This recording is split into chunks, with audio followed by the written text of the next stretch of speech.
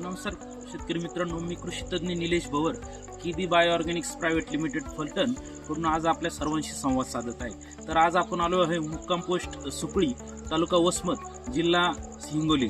तर या गावातील प्रगतशील शेतकरी श्री बाळासाहेब धोसे आज आपल्या बरोबर आहेत.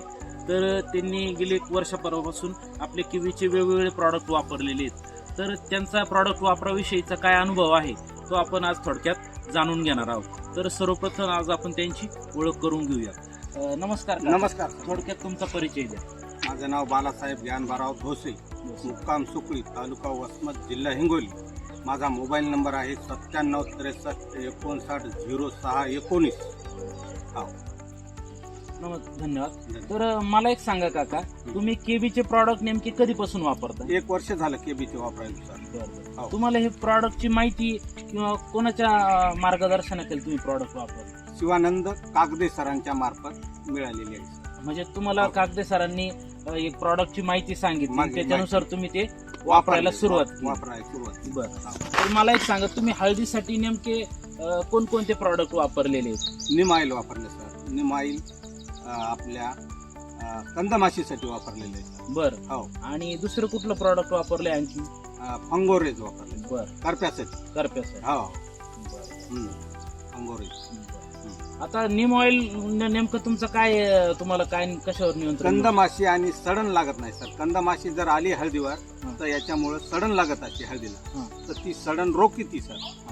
म्हणजे तुम्ही नीम ऑइलचा वापर केल्यामुळे तुम्हाला कंदमाशीला तुम्हाला नियंत्रण मिळालं सर त्याच्यामुळे. बरं. आणि त्याच्यामुळे सडीला सुद्धा तुम्हाला खूप चांगला रिझल्ट मिळाला. त्याच्यानंतर करप्यासाठी तुम्ही काय वापरलं म्हणाला? फंगोरेज वापरलं. फंगोरेज वापर. आणि त्याच्यामुळं करपा आलेला नाही हळदीवर. फंगोरेज करपा सुद्धा आलेला.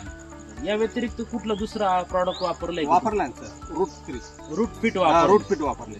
रूट फिटचा नेमकं काय अनुभव आहे तुमचा? रूट फिट सर सडण लागत नाही कंदाला. बरं. कंदाला कुठल्याही प्रकारची सडण लागत नाही असं तुम्हाला रूट फिटचा रिझल्ट आलेला आहे.